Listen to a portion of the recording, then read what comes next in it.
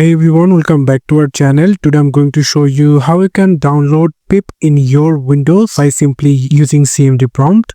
So for that I'm going to go first for the CMD. First you need to check you rightly installed Python or not. So for that I'm going to check Python space -- call version and then click enter.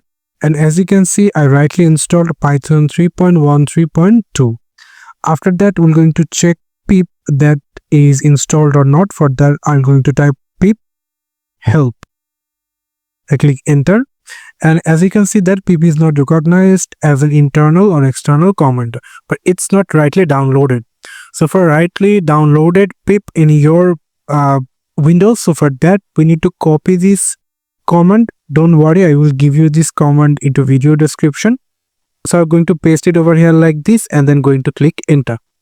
After it will looks like this, and then here we can simply type python -get -pip.py and simply click enter.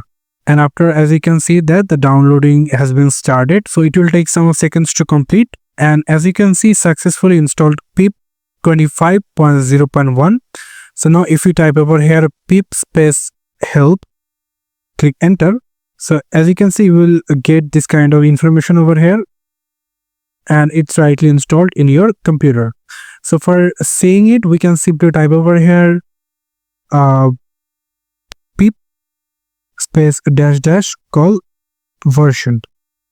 Then click enter, and as you can see, pip 25.0.1 is rightly installed in our computer. So this is how you can simply download and install PIP in your computer. Thank you so much for watching this video. I hope to see you for another videos. Till then, goodbye.